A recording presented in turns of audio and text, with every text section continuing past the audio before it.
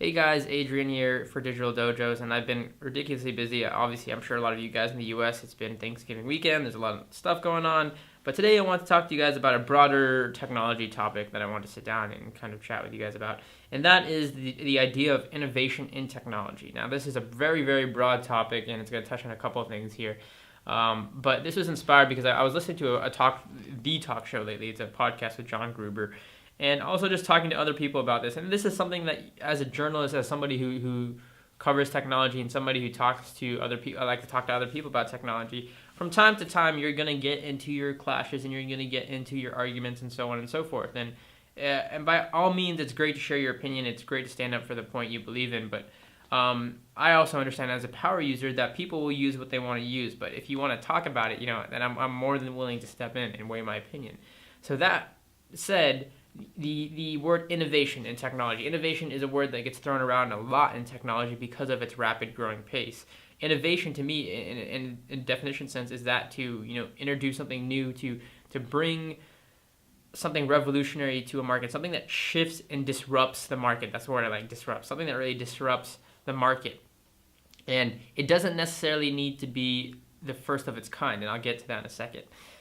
So in technology, for a long time, Apple was a company that was synonymous with innovation. Whether you hate them, you disagree with them, you don't support their products, you can't deny that. And that's a thing in business. The best advice I've heard is you can't deny success. You may hate a company, you may hate its morals, you may hate their products, I don't know, but you can't deny the success of certain companies. Apple, for example, dominated the music market. They dominated it physically and digitally in terms of the iPod and the iTunes Store. You think about that again with the iPhone, the smartphone market physically, and again the digital sense of it when they released the App Store. Of course, there's Mac OS 10. There's the tablet market, of course, iPad. They pretty much came in and dominated that. And I think that's really the one market that they still hold really primarily in terms of everything else. Like, for a long time, Apple was at the top and there was nobody in sight. But nowadays, of course, I'm not ashamed to admit, or not ashamed. I'm not afraid to admit. Yeah, there's other competitors on the horizon now. There's Samsung. There's different phones out there like Moto X. There's a lot of different things that give Apple a run for its money. Whereas before, Apple could kind of sit down and be wary, or not so much alert of the other companies upcoming. But nowadays, like I said, they've done a lot. Their track record shows a lot, and that for that reason alone, when you innovate so highly, and when you do things like that, the MacBook Air, the iMacs, the all-in-ones, they've done a lot of great stuff over the time. And when you do stuff like that, you get put under a magnifying glass. Not just Apple, any company. If Google was to do these things, if Microsoft was to do these things, and in some respect, Microsoft gets it with their console field. When they do something so great, because that's one of the great things Microsoft has going for it, when you release something new, you do get put under a magnifying glass. Not just for your own product, but in comparison to others, in this case, the Sony PlayStation 4. That's how Apple is. If Android does this thing, they get questioned as why they don't implement some of these features into their own phone. That's how it is. That's business. That's society. That's how we put people and companies under this magnifying glass. And if you imagine if you had the pressure to innovate, if you were expected every year to innovate. In Apple, I think they did the smart move. They went with the incremental upgrades over the year. While a lot of people in the tech field don't find that surprising, they don't find that shocking, which is true. They haven't really, in a sense, been bringing new innovations to the field, like detrimental or huge innovations. They have been doing great things.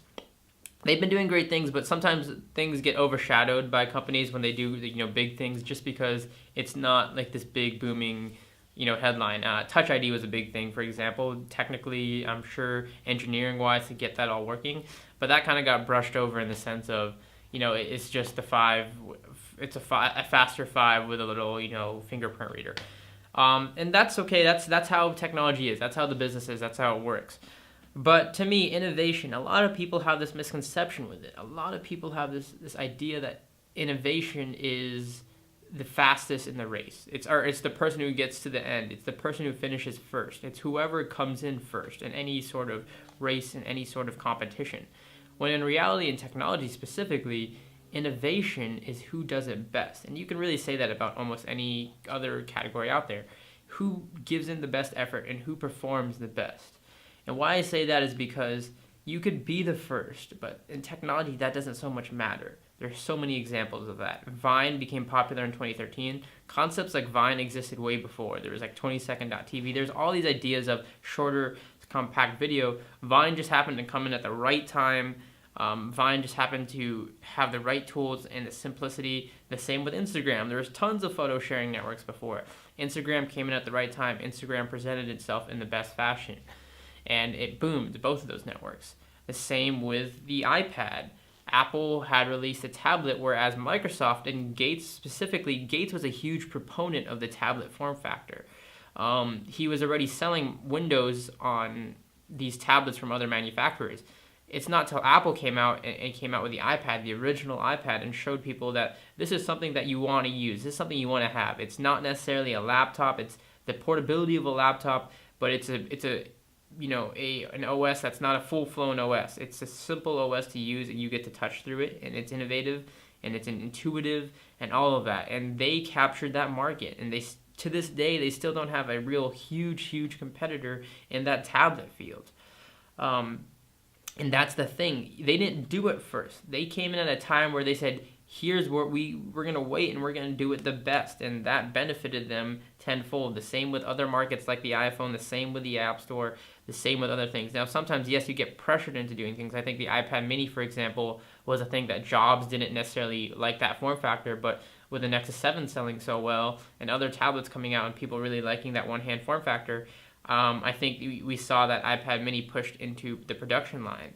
And I don't know the full story behind that, but nonetheless, that's what I'm trying to get at. When it comes to innovation, when it comes to creating products, yes, people are going to say, and you're going to hear people say, well, Apple never really created anything. There's these patents for that. They took this off of that. Yeah, they probably did, Definitely, you have the evidence, that's nice, that's good on you. But the thing is, it doesn't necessarily matter if they took it from this person or if they did it from this person. They say they're breaking a new product. Because to the user, to the customer who's never seen it before in this package, that's new to them. People I know are still baffled by all-in-ones. When they see an iMac, when they see other Sony Vaio PCs, they wonder where that tower is. There's still a lot of people who can't, it's amazing for them to conceptualize that the idea of everything fits in that screen. That's new to them. No matter how long that's existed, no matter who the first was to do it, that is new to them, even though that's been around for years and years and years and years. That's innovation to me. When you take something like that idea, and you present it to the public, and they're widely accepting of it, and they like it, and they enjoy it, and they enjoy using it. That is innovation. And as of right now, yeah, Apple may not be doing amazing, crazy new things, but I think that when